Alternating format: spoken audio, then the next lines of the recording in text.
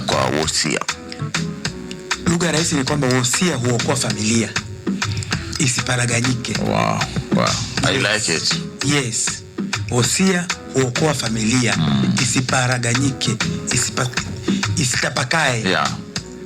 Kwa sababu bwana mtawala asikwambie mtu kwamba ukafariki leo kama ulikuwa na mji labda hapo Sinza au Kigamboni, ule mji ulikuwa pale una nyumba ya kuishi, ingeza kupangisha na kuna ingine kwa kuzalisha mali pale. Wakaja watu wakagombea ule mji wako, wakagawana, maana kwamba ile generation ambayo ulitengeneza haipo tena. Inabidi sasa wale ambao umewazaa wakaanze moja. Umeelewa? Yeah. Yes. Sababu ya pili ni kuficha mali. Kutoandika usia. Kuna wengine sio sawa kuandika tu. Kuna wengine umeoa na mke wako. Okay, yeah. Utaki. Sisi wengine si wasemi vibaya dada kama Kichaga. Ataenda kule Moshi, atajenga nyumba. Asema hii labda hii nitajenga mimi kwa ajili ya wazazi wangu. Hii mimi kwa ajili labda ya watoto wangu. Lakini humwambii mtu. Unakaa kwenye ndoa miaka 10, 15, mara bahati mbaya unatoka hapo unaenda Dodoma unapata ajali njiani. Sasa ile nyumba itabakia kwa faida ya watoto wako au ndugu zako ambao ndio wameenda kujenga kule Moshi. Tatizo linaanzia hapo. Hakuna ndugu atakubali. Hakuna ndugu atakubali. Wewe mtawala tayari ukiwa shaka na familia, maana tayari hiyo ni familia yako. Kule ulikooa ni familia ya mkeo. Umeona? Ukienda ukijenga nyumba kule, kesho kaondoka bahati mbaya bila kuacha taratibu, ile nyumba itakuwa ni ya ndugu wale. Sio ya mkeo wala sio watoto wako.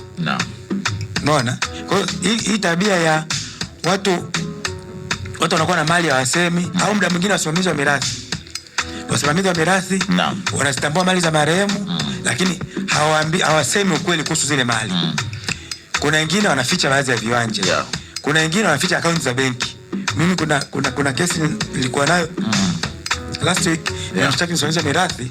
Msimamizi wa mirathi alificha akaunti ya benki.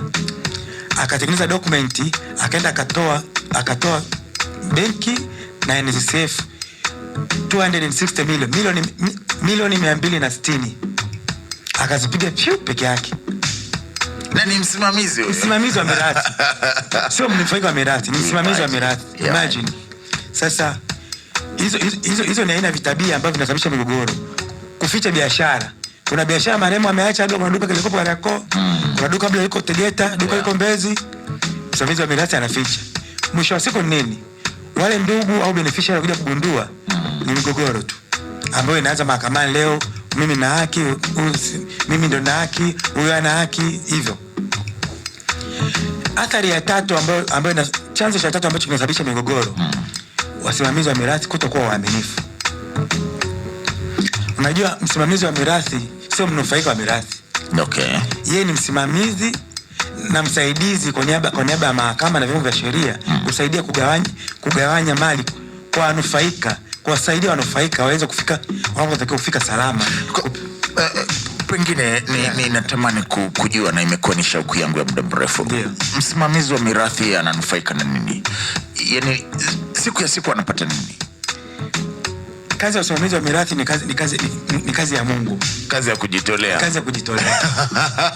Kazi ya Mungu. Na ndio maana kama wewe unaandaa wosia wako, inabidi umjue vizuri unayemwacha awe msimamizi wa mirathi yako. Na ndio maana hata mara nyingi labda ndugu kaka mkubwa wa marehemu, au ndugu wa karibu wa marehemu, au mwingine mtoto mkubwa. At least ndani ya familia wale ambao wanaonekana wanajitambua, hawana tamaa na kweli wana dhamira ya dhati kuweza kusaidia ile familia isiwe na migogoro. Sababu moja kati ya kazi kubwa kusimamia mirathi ni kuiepusha ile mirathi ya marehemu isiwe na migogoro. Lazima awe mtu mwaminifu kweli. Uaminifu ndio namba moja. Na nikwambia kiukweli, sheria ilishabadilishwa. Sasa hivi msimamizi wa mirathi anaweza kushtakiwa kwa kesi ya jinai na akafungwa. Kwa matumizi mabaya na hati ya mali za marehemu.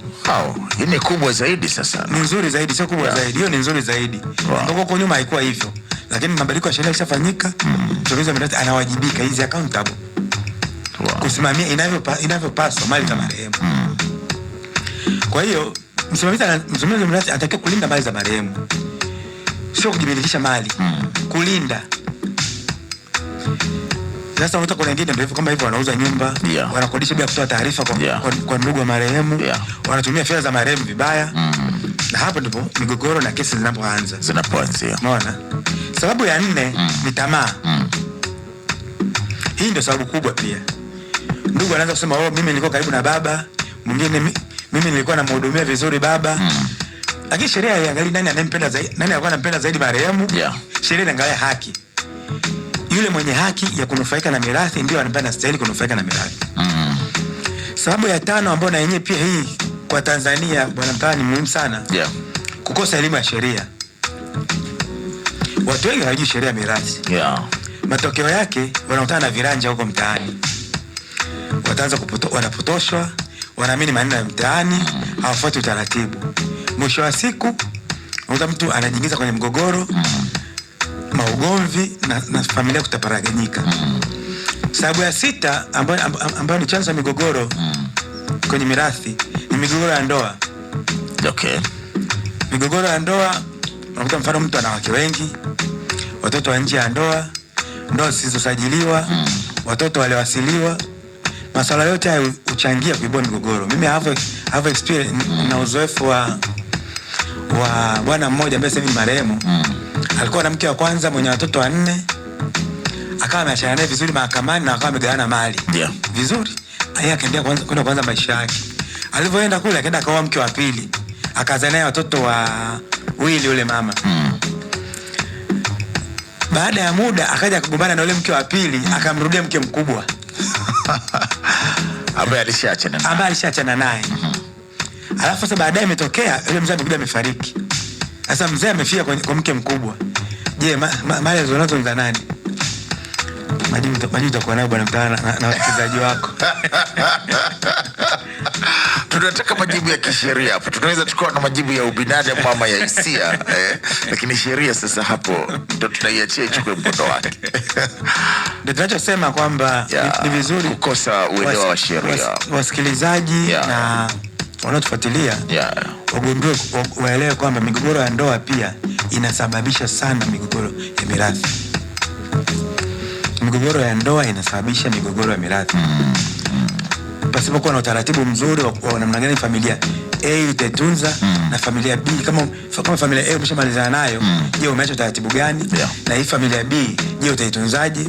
Na kama umeshamalizana nayo unataka kurudi kwa mke mkubwa, je, hawa haki zao ni zipi? Mweke kila kitu kwenye maandishi ili tukae sawa, mkubaliane, ili hata kesho ukiondoka, kama unarudi kwa mke mkubwa, mke wa zamani, ijulikane kabisa kwamba maji yametuama, hakuna vurugu ambazo wanaziacha huko nyuma. Hilo ndo la muhimu.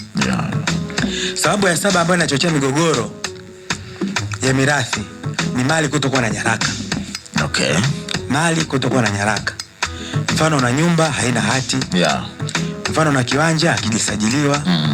Mfano una biashara ipo kwa jina la mtu mwingine. Kuna kesi juzi nimeletewa, jamaa mmoja alikuwa na nani anamiliki frame Kariakoo. Sasa bwana Mtawala, una duka la nguo Kariakoo, na leseni nini, kila kitu ni cha kwako. Sasa Kariakoo zile frame zile kuna ile mchezo kununua funguo. Sasa unaweza kukuta hela kununulia funguo ni kubwa kuliko hela ya kodi.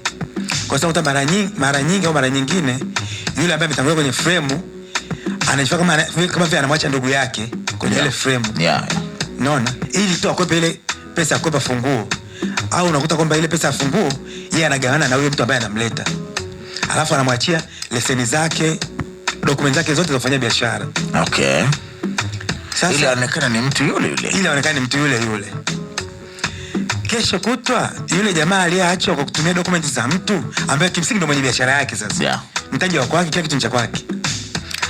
Anafariki. Yule mzee wake alipata stroke, kadondoka, kafa. Wale waliokuwa na frame mwanzo wanajua nyaraka zote zilizoko pale ofisini ni za nani. Hiyo kesi tuko nayo kwenye mahakama tunahangaika nayo.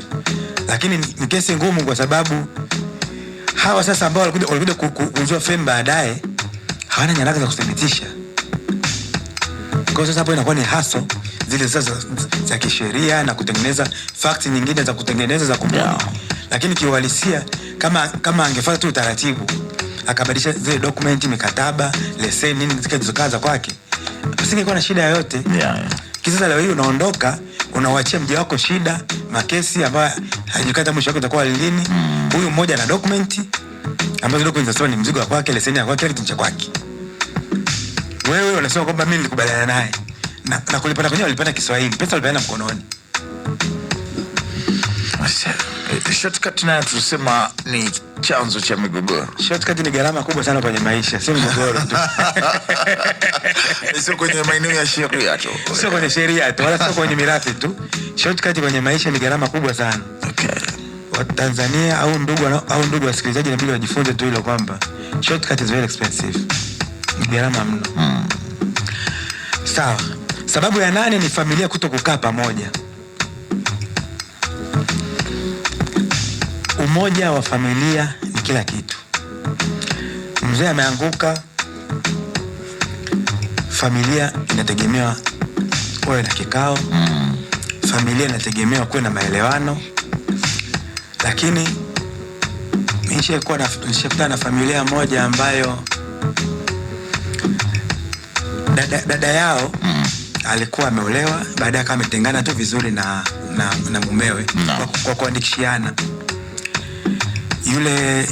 Yule dada akafanikiwa baadaye kuja kupata nyumba 2-3, magari 2-3 Mungu alimjalia.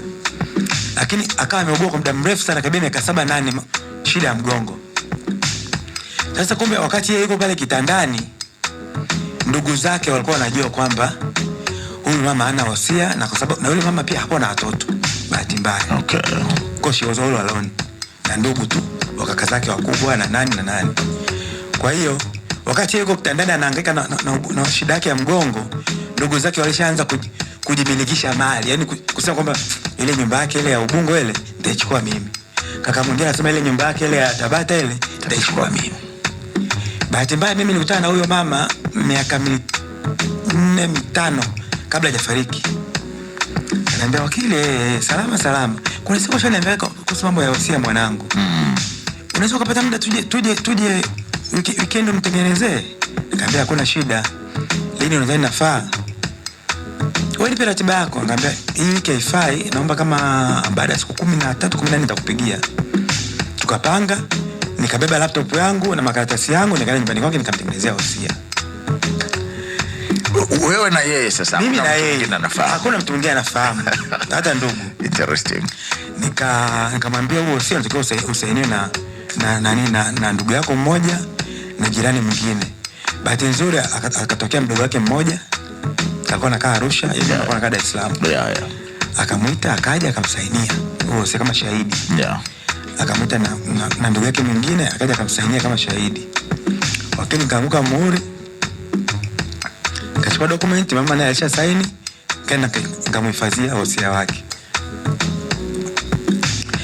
Siku napewa taarifa, bwana yule mama amefariki. Basi na mimi kama sehemu sasa ya watu ambao wanahusiana na marehemu, kwenda kusaidia shughuli hapa na pale na nini. Afu nikaolamba zangu kanzu kwenda kwenye msiba. Sasa kwenye ile nyumba ambayo alikuwa anaishi kule maeneo ya Kimara, ilikuwa ni nyumba kubwa tu. Kama ekari 1.5 hivi. Okay. Yeye mwenyewe marehemu alikuwa anataka azikwe pale nyumbani, kwa sababu akawa anahofia kwamba akienda kuzikwa mbali na kwenye mji wake watauza pale. Kwa hiyo kwamba watauza, watamsahau. Okay. Kwa sababu yule mama ni Mchaga, Wachaga wana mila zao. Haiwezi kwenda kuzikwa kwao. Kabisa. Anatakiwa azikwe aidha kwa mumewe au kwake. Ishirikana kwake then ndo akazikwe kwenye makaburi ya jumuiya. Kwa hiyo wale ndugu wakataka kwenda kuzikwa kwenye makaburi ya jumuiya. Nikamwambia no, jamani, marehemu aliacha wasia. Na kabla mjendelea na jambo lolote, ni usome wasia wa marehemu ili mumsikie kwamba alitaka nini. Nikamwambia marehemu amesema kwamba anaomba yeye azikwe Kikristo, azikwe nyumbani kwake, kwa sababu akienda kuzikwa huko atasahaulika. Kwa hapa at least hata bila kutembelea nyumba moja mtamkumbuka. Mtamsalia na yeye. Kaambia hii part 2 ya wasia nitasomea baada ya nini? Ya kuzika. Sasa kuna ndugu wengine walifurahia kuja kusikia iko kumbe kuna wosia. Kumbe marehemu sasa ziko nyumbani. Hawa ni jambo jema. Basi tukaarrange, marehemu akaziko pembeni ya dirisha lake la chumba kikubwa cha kulalia.